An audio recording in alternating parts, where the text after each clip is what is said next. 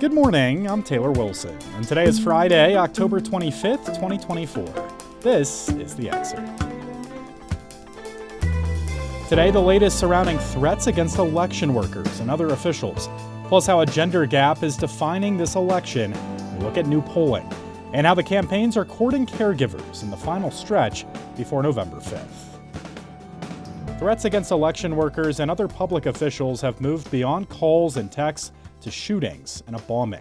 Threats that resulted in charges this week include a Philadelphia man vowing to skin and kill a state party official for recruiting poll watchers, and an Alabama man threatening to execute election officials in Arizona. Elsewhere, an Arizona man was charged with shootings at a Democratic Party campaign office. A California man was charged with bombing a courthouse, and in a separate incident, a suspect is in custody for allegedly burning 20 electoral ballots that were inside a mailbox in Phoenix. Attorney General Merrick Garland said in announcing action in 4 cases this week, quote, "As we approach Election Day, the Justice Department's warning remains clear. Anyone who illegally threatens an election worker, official, or volunteer will face the consequences. For our democracy to function, Americans who serve the public must be able to do their jobs without fearing for their lives," unquote. You can read more about some of the recent incidents with a link in today's show notes.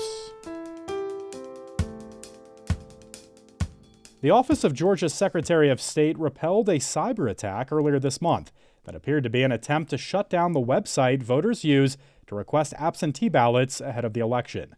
The threat was discovered after the agency noticed hundreds of thousands of attempts to access the site on October 14th, one day before early voting began in Georgia, the Secretary of State's office confirmed with USA Today. While cybersecurity experts were able to stop the attack, the Secretary of State's office said it still does not know for certain who was behind it. Gabriel Sterling, Chief Operating Officer for Georgia's Secretary of State's office, told CNN the threat may have originated from a foreign country. Sterling also told CNN that the attempted attack did not disrupt voters' ability to request ballots. The gender gap in this election is getting wider and deeper. I caught up with USA Today Washington Bureau Chief Susan Page for a look at some recent USA Today Suffolk University poll findings. Hello, Susan. Hi. What are we going to talk about when this election is over? Busy time of year. I appreciate you hopping back on. So, more interesting polling findings here. How is gender reflected, Susan, in this polling in terms of how men and women are supporting either Kamala Harris or Donald Trump?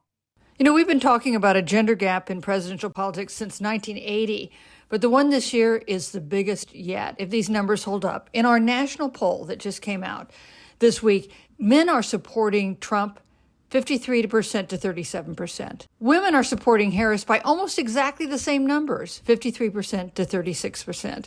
That's the biggest ever, and it's one that really is defining this election. Wow. And really, what factors might explain this divide, Susan? We've seen from the start that Donald Trump has more appeal among men than women. That's been true since his first run for the presidency in 2016. Harris is the first woman of color to be nominated for president by a major party. That may be appealing to some women. And we've seen that this gender gap has been intensified by the Supreme Court decision in 2022 overturning Roe v. Wade. That has really made abortion rights a big issue in the elections that have followed. And how is this gender gap reflected among Latinos? We went back and looked at 2 statewide polls we did of Latino voters in swing states in Arizona and Nevada. These are samples of 500 likely voters in each state, so it's a big enough sample of Latino voters to look at it by gender. And we found an enormous gender gap. This is something we have not seen before among Hispanics. We found that Hispanic women, for instance, in Arizona support Harris by 40 percentage points. Hispanic men in Arizona are backing Trump by 2 points. And there was a similar disparity in Nevada. This is a new phenomenon in American politics, and it's one we're going to be watching closely in future elections. And Susan, among Black voters, how are we seeing a gender split play out there? We've done 2 statewide polls in swing states of Black voters in Michigan and in Pennsylvania. And we went back and looked at those findings by gender. And what we found is that Black voters, men and women, overwhelmingly support the Democratic candidate, support Harris. That's traditional. But there has been erosion in Democratic support among Black men. In Michigan, for instance, 13% of Black men are supporting Trump. That means that Harris has a big advantage, 53 points, but it's nothing like the advantage she has among black women in Michigan of 72 points. And Susan, in terms of the issues, what issues really matter the most according to this polling, and how did these break down along gender lines?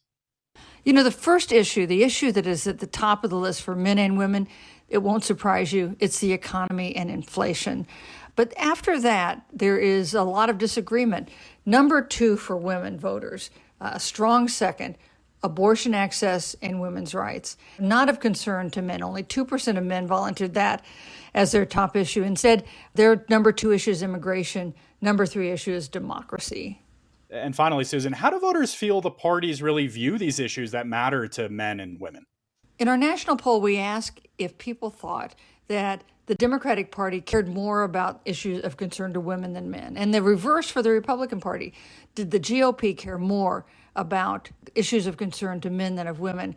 To both questions, there was kind of an even split on whether the parties did or did not favor one gender over the other. There was one group, though, that definitely felt that Republicans cared more about the issues of concern to men. That was 75% of the voters who are supporting Harris. All right, a week and a half to go, Susan. Susan Page is USA Today's Washington Bureau Chief. Thanks as always. Thank you. The White House is pushing ahead with another broad student debt relief plan in the final days of Joe Biden's presidency. The Federal Education Department is releasing the proposal today, which the Biden administration says could provide student loan forgiveness to approximately 8 million Americans. The proposed rules likely represent the last significant student debt-related action that the Biden administration will take before the next U.S. president is decided next month. It would authorize the U.S. Education Secretary to automatically cancel the debts of potentially millions of student loan borrowers whom the government expects will likely default on their loans in the next 2 years, provided they meet certain criteria based on household income, assets, and pre-existing debt. Another component of the plan would create a new application through which borrowers experiencing forms of hardship could apply for forgiveness.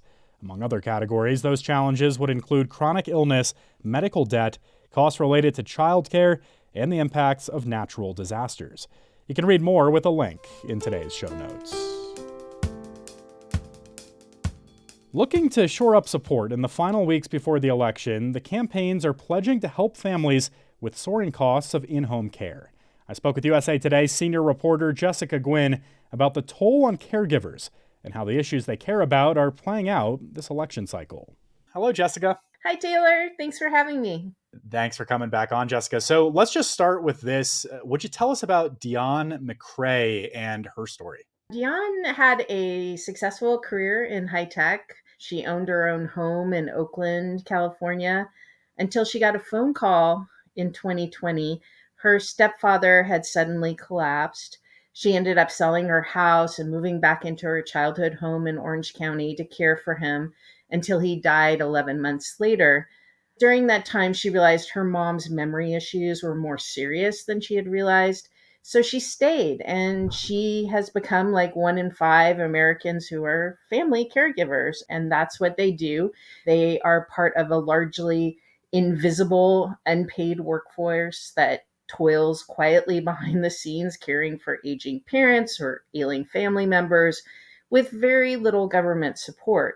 Dion told me that she loves being able to care for her mom, but she's also paid a pretty high price for that. She's drained much of her savings. She left a career behind. Her health has suffered. So for her, it was a hopeful sign when earlier this month, when Vice President Kamala Harris went on The View and pledged to expand Medicare to cover in-home care. And for the record, former President Donald Trump's campaign said he also supports doing this. And Dion said, maybe for the first time, she really felt seen. Wow. So, I mean, as you say, this is just one example of a lot of stories like these. How much unpaid care really do caregivers like Dion provide nationally? Well, the estimate is that family caregivers provide $600 billion in unpaid care a year. Megan Riley, who's AARP's Vice President of Government Affairs for Health and Family, put it this way. These families are not just holding up their own families, they're holding up the whole long-term care system. Medicare only covers home health aides and other assistance under pretty limited circumstances.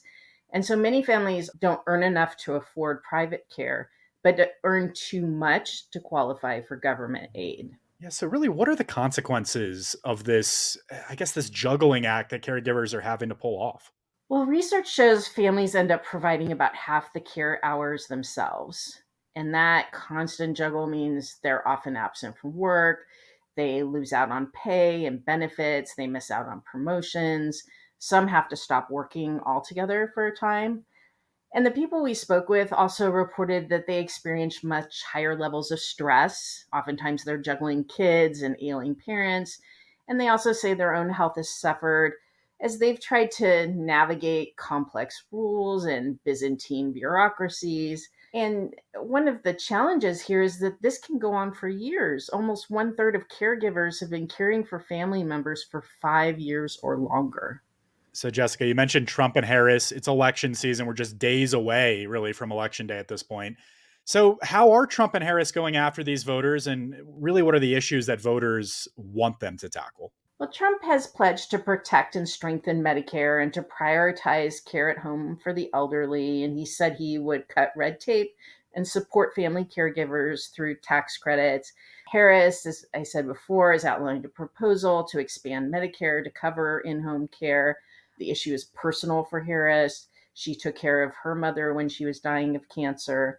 But public health experts say that despite these campaign promises, there's very little political consensus on how to support aging Americans. And all of the previous efforts to expand in-home coverage have failed. The sense I got from talking with Dion and with other family caregivers is that they need politicians and policymakers to step up here. They say this system is broken, and Democrats and Republicans owe it to Americans to come together to fix it. I asked Dion at one point what she would say to Vice President Harris and former President Trump if she had the opportunity. And this is what she told me. People say you're doing such a good job. You are such a great daughter. But at night, when I look at her to make sure my mom is still alive, where are you? Those are powerful words. Jessica Gwynn is a senior reporter with USA Today. I thank you for the story, Jessica, and coming on and discussing it. Thanks so much for having me, Taylor. The World Series begins tonight with Game 1 in Los Angeles as the Dodgers host the Yankees. The Dodgers took down the Mets last round to best the National League, while the Yankees had to get through the Guardians. The Dodgers are searching for their first championship since the COVID-shortened 2020 season, and their first after a more normal baseball season since 1988. The Yankees, despite generations of dominance once upon a time, haven't won a championship since 2009, and this is their first appearance in the World Series since then. As for the matchup, local fans outside the big markets might not be thrilled, but it's something MLB and TV executives have dreamed of for decades. Not only will the Fall Classic feature the two biggest markets in the sport, the series has seen ratings drop in recent years, essentially since the pandemic-shortened season, and many are hoping eyeballs will return this year in a big way. First pitch of Game 1 is set for tonight in LA, just after 8 p.m. Eastern Time, 5 Pacific. You can follow along with USA Today Sports. Thanks for listening to The Excerpt. We're produced by Shannon Ray Green and Kaylee Monahan, and our executive producer is Laura Beatty. You can get the podcast wherever you get your audio, and if you're on a smart speaker, just ask for The Excerpt. I'm Taylor Wilson, and I'll be back tomorrow with more of The Excerpt from USA Today.